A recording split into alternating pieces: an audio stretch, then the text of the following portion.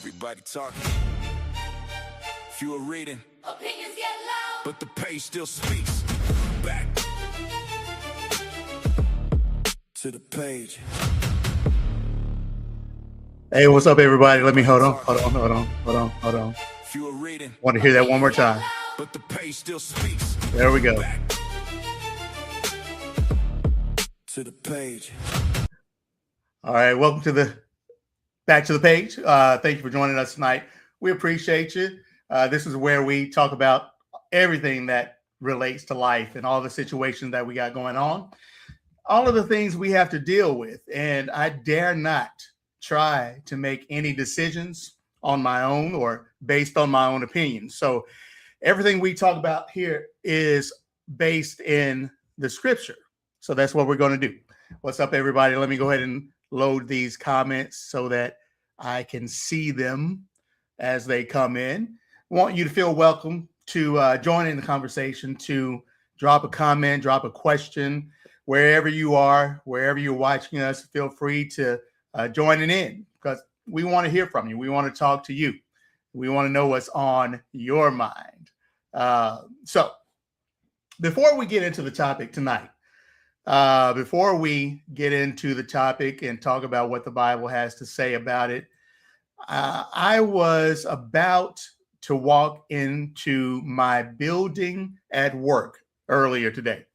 It was, we have two buildings and a courtyard in between the building that I work in and the other building that we go to for, I guess, recreational purposes.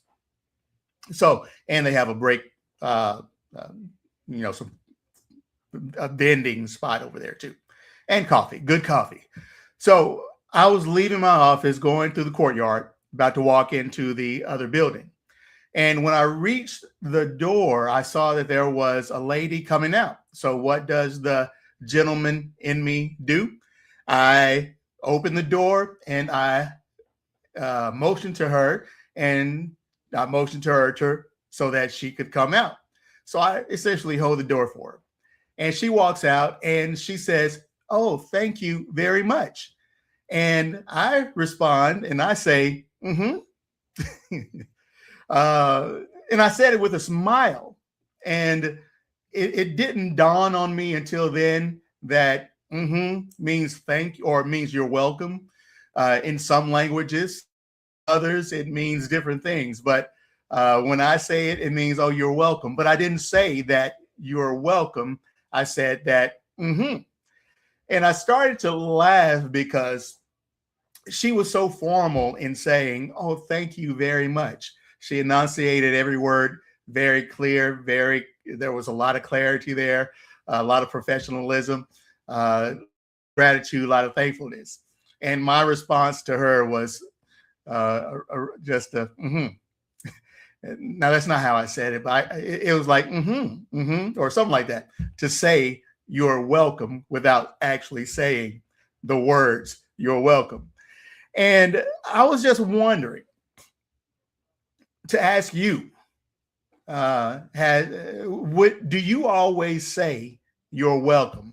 In that scenario where someone does something for you, do you say, or do you say you're welcome? What do you say? Drop a comment in the comment section where you are. Tell me if I was just being too casual. Tell me if I wasn't communicating my you're welcome very well. So we're talking about communication. So tell me what's on your mind. How did I go wrong? If you've thought about that or if it's happened to you before. So we're talking about communication, and we're talking about how to be reactive, or how we are reactive, how we are or can be intentional, and how we should be strategic in our communication. So we're ultimately, over the next few weeks, talking about how to think well, speak well, so that we can lead well. So as a Christian, we are all leaders. As people in general, we're all leaders. Now, I know many of you don't think of yourself as a leader, but you are a leader. If you have a circle of influence of one, One person in the whole entire circle of everybody you know, if one person is looking at you and is influenced by you, then you are a leader. So, as a leader, we want to think well, speak well, so that we can lead well. So that's what we're talking about tonight, last week, and the weeks to come. How to better communicate. Now, think of communication as we get into this topic tonight. Think of communication on roughly, I'd say, 3 levels. And level 1 is what we would call reactive communication. What is reactive communication? Reactive communication, I'm still looking over in the comment section to see if anybody had any comments to tell me I'm wrong or I don't speak well. But reactive communication is when somebody said something and you respond. Now, that's not necessarily bad. That's just like me saying, I didn't put a lot of thought into my response. It was just a reactive response. Now, when you think about normal conversation would be extremely painful if we were to consciously construct every sentence before we spoke. If we sat and formed and thought about everything before we said it, conversation would be very slow most of the time. Someone asks you, how was your weekend? You answered pretty good. How was yours? That's a generic response that happens without really a lot of thought. Someone says, hi, how are you? What's the first thing coming to your mind? Fine. How are you? It doesn't take a lot of thought for that. So that's a reactive type of communication. You don't spend 30 seconds coming up with that response. You don't spend 30 seconds thinking about or contemplating what you should say next. It's just a reactive response. Now, again, I'd say much of our normal daily conversation relies on this kind of automatic processing where you have an automatic response to certain things. The problem comes when reactive communication becomes like someone says something and I immediately said something that whatever that comes to my mind. Someone criticizes you and you immediately says the first thing that comes to your mind. Someone makes you angry and you immediately say something or the first thing that comes to your mind. Reactive communication is not the right place for all communication. Someone asks you a complicated question.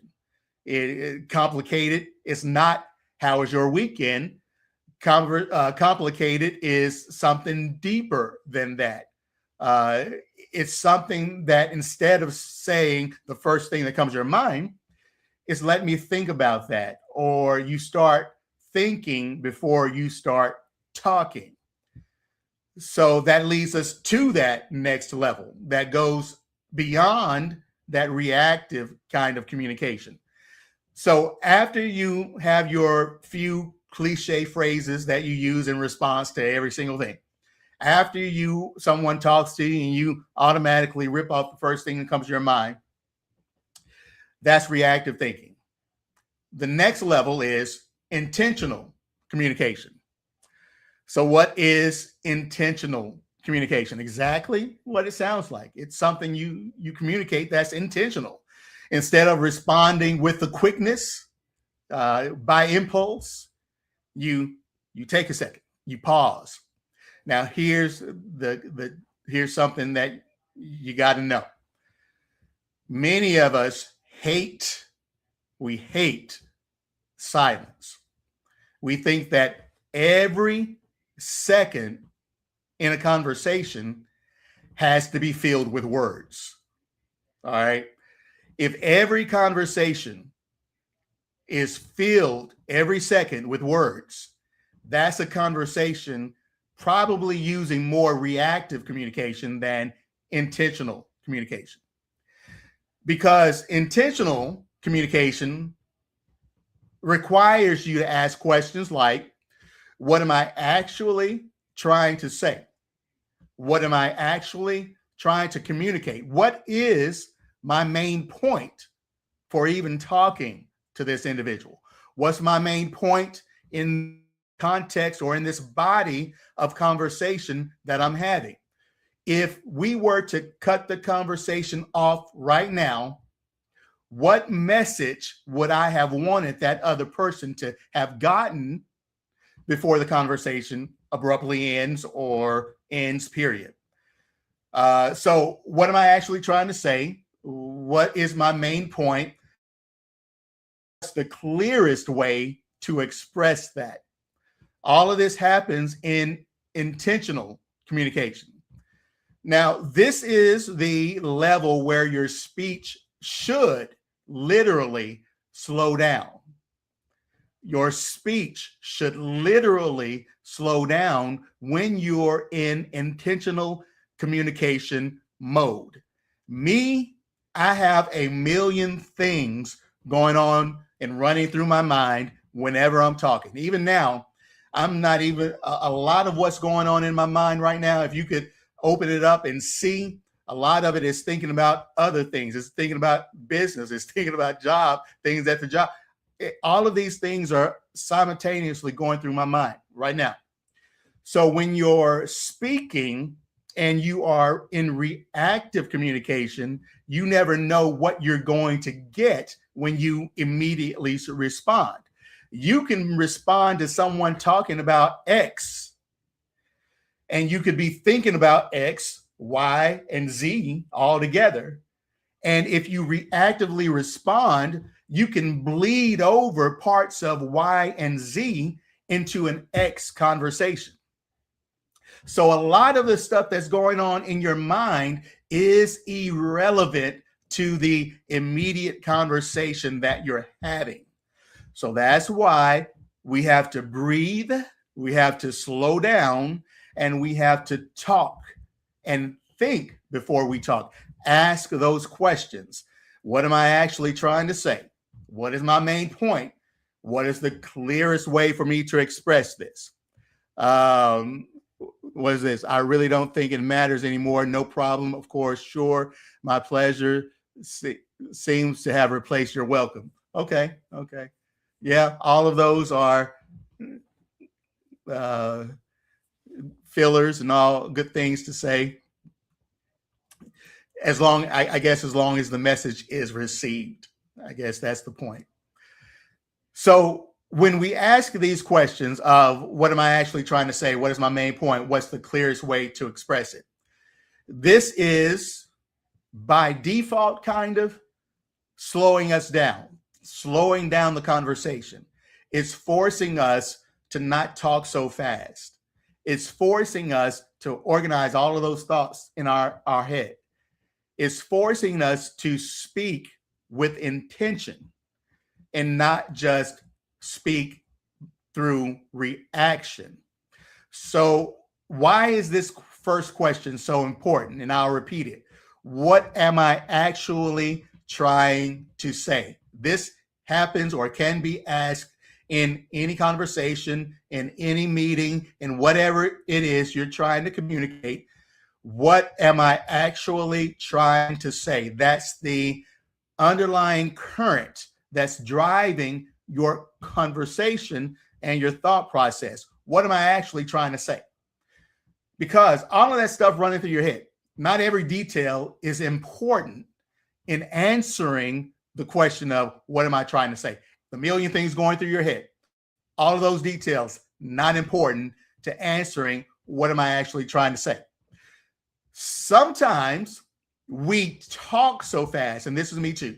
Sometimes we talk so fast because we're trying to get out we're trying to just dump a million things in our brain. We're trying to dump it out. because we feel that everything is important. All those million thoughts, we think is important. We think they are valuable to the conversation. But let's realize something. When we ask ourselves, what are we actually trying to say? Some of the things that we're trying not to forget probably shouldn't be said anyway. I'll say it again. Some of the things that we're talking so fast so we can get it all out, probably most of those, 99.9% of those things are irrelevant and don't effectively answer the question of what am I actually trying to say. So for now, in this version or in this level, I'm considering my words before I release them on the public. I'm considering what I'm saying before I spill out and before I actually say everything. I'm considering what I'm saying. But then there's another level.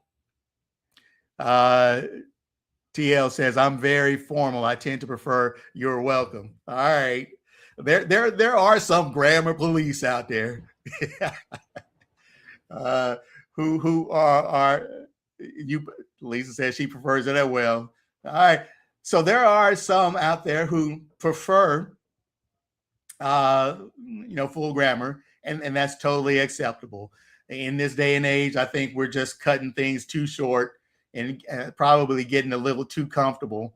We're going to call this the AI age. In the AI age, we're getting a little too comfortable where everything is just in a box and tightened up and sent in text messages and all that stuff. So keeping it formal to a certain degree, probably best, especially when it comes to this next level. All right. So we talked about reactive. We talked about intentional communication. Now we're going to talk about strategic communication. Now I've gotten to the level of communication where I'm considering more than just my words.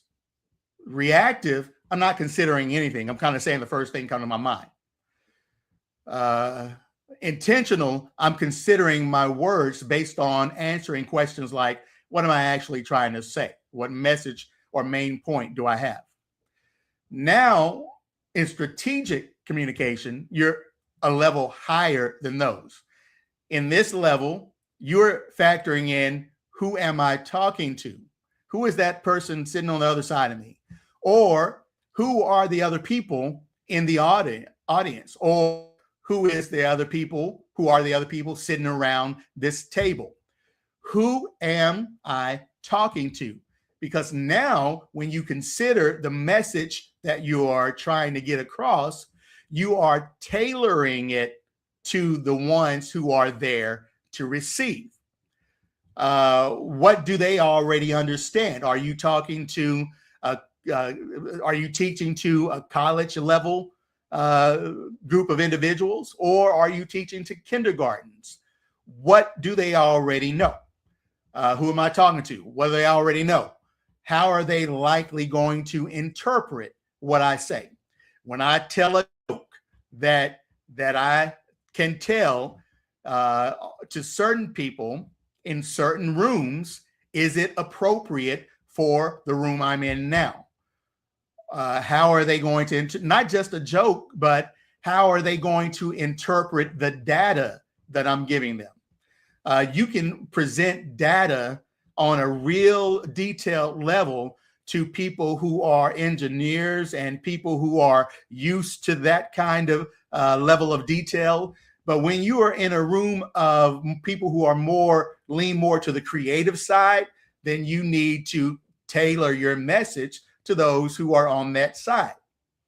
So on the strategic communication level, you are considering not your words, but you're considering the person on the other end. What objections might they have when you say what you have to say? I said that we're Christians, y'all. And I said that part of communicating is communicating the gospel. So anytime we go out into the highways and the byways, we have to use strategic communication. We know what we want to talk about, but we have to consider not just our words, our main point, but we got to consider who we're talking to. What room are we in? What do they already understand? What objections might they have?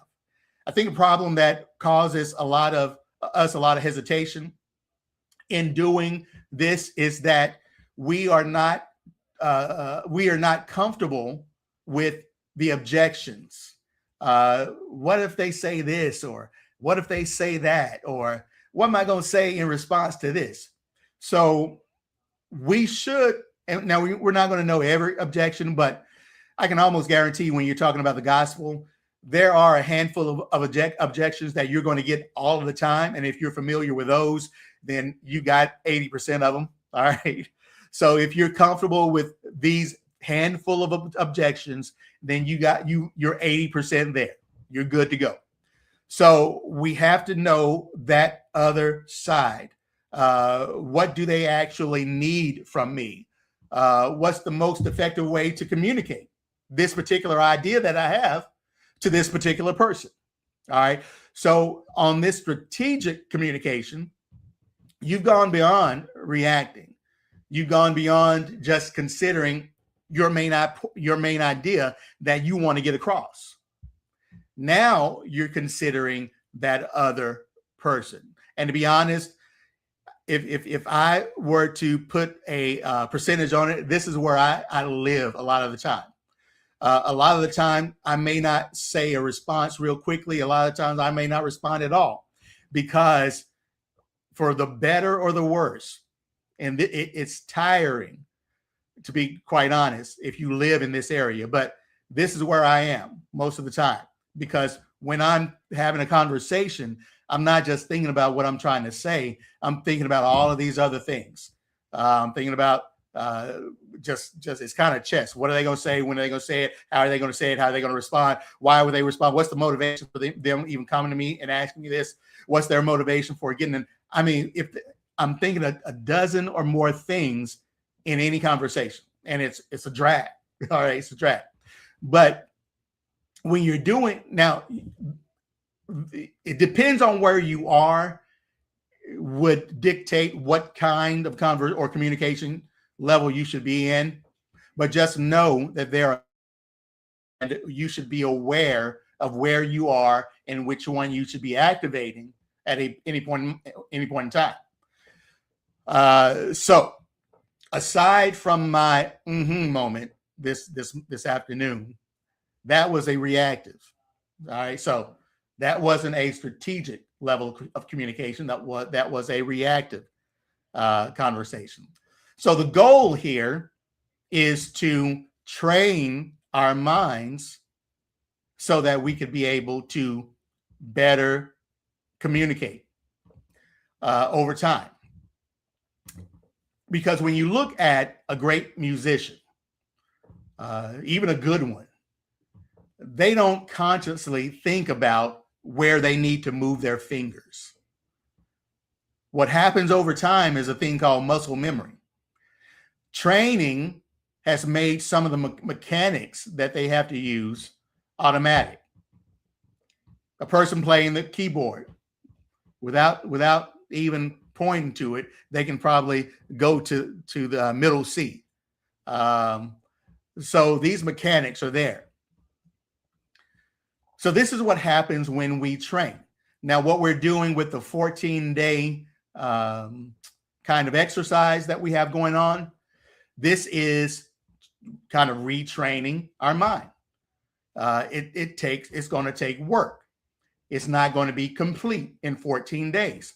It requires some effort. But by the end of the day, end of the 14th day, we will see a noticeable amount of difference in where we are and where we were. Because more you train, the more automatic these things get.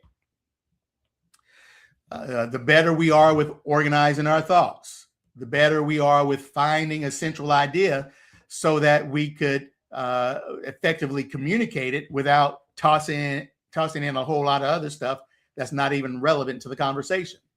We'll be better at removing unnecessary words. How many times have I said or or so or some kind of filler word just tonight? So as we work on these things over time, we'll be better at speaking without using a lot of those filler words. We'll be better at retrieving information that we haven't thought about since yesterday. We'll be able to better explain and better communicate those things because it's going to be more of a habit.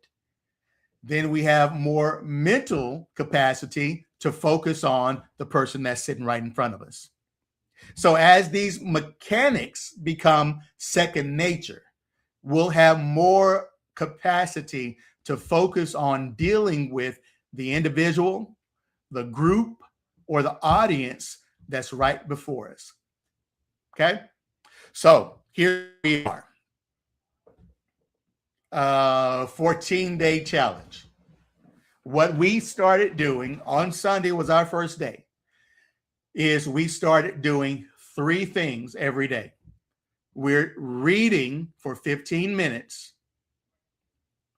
We are writing based on what we read, and then we're doing a 2 or 3 minute oral presentation of what we wrote and ultimately of what we read. All right. So we're reading for 15 minutes, writing, and then we are talking about it. Now, I mentioned last week, a lot of you may be at home, may not have someone in the room with you. So when it comes to the oral presentation, you can do that in the mirror, all by your lonesome, all by yourself. Don't need anybody. So I encourage you to get in front of the mirror and out loud, talk, speak, pretend like it was someone else in front of you. Pretend like you're in a room with a lot of someone's and speak to them like you would if they were really there. Now, here's the kicker. This is the more challenging part. So what we read yesterday for 15 minutes, that's what we are writing about and discussing today. So today we're going to read for another 15 minutes, but we won't actually write or discuss that until tomorrow. This is why we do that. It trains our mind to focus in on the important things as we read. We're not, so what I read yesterday, I'm not going to remember because I can't, the deal is you can't go back and look at what you read yesterday to kind of refresh your memory. So when I write about what I read about yesterday, I got to do it all from memory. When I talk about what I did or what I read yesterday, I got to do it all from memory. So what does that start to train my mind to do? It starts to train my mind on how to read with intention. Not just read, not read to pick out every detail, but read to pick out the important stuff so that you can remember it and recall it the next day, write about it, and then talk about it as well. Because what happens ultimately, when we're talking to someone, we don't always have the benefit of being able to go back and pull up the book or pull up the whatever of what we are referencing. So we have to be able to train our mind. You're way back in the day when Jesus was doing the Sermon on the Mount. People were there, but you didn't have note takers writing it down. They were in the oral tradition where they heard things orally, went back and were able to write them down. A lot of things went down through generally. So we've lost that, but we have to pick up a little piece of that to where we can remember, recall, train ourselves. Now, here's the other thing that we're doing that. Let me recap. Reading 15 minutes a day. What you read about today, you're going to write and talk about tomorrow. Now, here's the other thing, because we want to be flexible. We want to be versatile. We want to be able to talk about different things, different subjects. We want to be able to read new things, read things we may not have even thought about before. So we're alternating. Last night, 15 minutes, we read from the Bible. Every other night, we're reading from the Bible. Anything in the Bible, anywhere in the Bible, every other night. You can pick up where you left off, or you can read a totally different passage, up to you. But it has to be scripture. Every other night, scripture. So that was last night, 15 minutes. Tomorrow will be scripture. Tonight, in between the every other night, want you to read a book of some sort, other than the Bible. Any other book. Can be nonfiction, but it can be fiction. I prefer it to be nonfiction, but to serve the purpose of fully of what's going on, it can be fiction. Okay, as long as it's new fiction, something that you've not read before. I don't want you to be comfortable or know the plot already. And some of you say, well, I already know the plot to the scripture. Well, that's good. Jump in that anyway. All right. So, always something new in the Bible that you can talk about. But every other night, scripture, in between a book of any kind. We want to spread your knowledge, your understanding, because ultimately what this is teaching you also, or training your mind, have you ever, back in the day, I used to look at preachers and I wondered how a preacher could get up and behind the altar and talk for 20, 30 minutes without reading anything.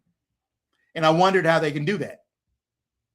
Until I realized that, not really, it's just through repetition. It's because they've studied so many different things that even though they didn't preach about it this week, it's still in the back of their mind, and they always have different tidbits of things to pull from.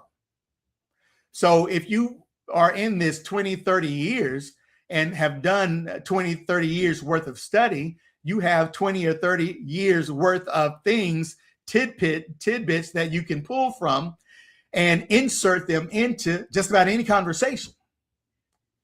Now, bring this to our communication. And that includes relaying the gospel. That includes conversations that you have daily about anything. The more you have access to, the more exposure you have to different things. You may not recall all of them. You may not learn a great deal about all of them. But what it does is it gives you a tidbit. It gives you some extra little bit of information in your brain, stored in the recesses of your mind, way back in the back somewhere. You read something about how the sun works. Way back, you never thought you'd use it. Way back in the back of your mind, it's there. But when the Lord puts a person in front of you and you begin to have a conversation with them, some random thought or question comes out of them, and this tidbit of information that you thought was useless, irrelevant, means nothing, didn't even know was there, pops up, and you're able to answer a question because you read something a long time ago that you didn't even know it would be relevant. We're often asked about why kids have to study certain things in school. It seems irrelevant, doesn't seem useful at all. There is a reason for every piece of knowledge that you ever get. There's a reason for you having it. I don't care what it is. If you read it, if you study it, if you may not use it for the next 5 years, by you knowing what you thought you didn't need to know, 6 years from now is going to come. It's going to be important to you. It's going to become useful to you. It's going to come back at you again. So what are we talking about? And we're going to close it out tonight. Read, write, talk. This is all about getting communication. It's all about being better able to communicate to others as the leaders that we are. Got to cut it off. Didn't even get to the last part of tonight's lesson, which is clarity, and how clarity is not the enemy of depth. We're going to pick this one up along with the rest of the stuff. We got plenty, so I can cut it off tonight and still have plenty to go. All right. So we're going to stop tonight and pick it up next week, Lord willing. Clarity. Going to talk about how you can know something and still not be able to say it, like being frozen. All right, so that's all we have for tonight. We appreciate you for jumping on. Hope something was said that might be encouraging or might be useful. Appreciate the comments. I'll try my best to say you're welcome more. Maybe I'll just stop opening doors. How about that? No, I'm just playing. But yeah, we'll try to use the English language as well as we can and as fully as we can. That's why we got words, so we can use them, right? So that's what we're going to do. All right. So appreciate you again for jumping on. We love you. We appreciate you. We want you to see you next week. If we don't see you, then it is what it is. We love you. I'll holler.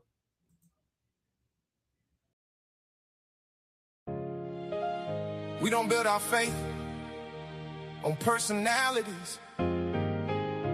We don't build it on popularity. We don't build it on tradition alone. We build it on the word. So keep asking, keep searching, keep reading. Don't just believe it. Open the page. I'll see you next time. Back to the page.